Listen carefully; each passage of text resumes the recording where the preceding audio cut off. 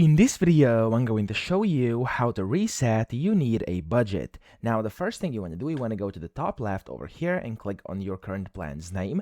And then from here, you want to click on Make a Fresh Start. What this will do is basically it's going to reset your YNAB or You Need a Budget. So if I click on this, there we go. It's going to say starting fresh will let you start planning from today without having to set up a brand new plan. And basically a copy of this plan will be archived in case you're not happy with the changes. So here you simply have to give it a name. I'm just going to name this new plan and then reset over here. There we go. Of course, you can name it whatever you want.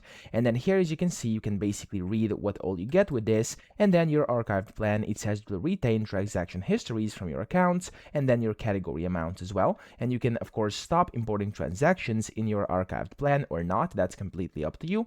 And then just press on this continue button over here. And what this will do here is it will reset your You Need a Budget. And as you can see, I now have everything at 0 and I can start from the beginning. I've reset everything. So that's that. I hope this video helped you out. If it did, please subscribe to the channel and help me out as well.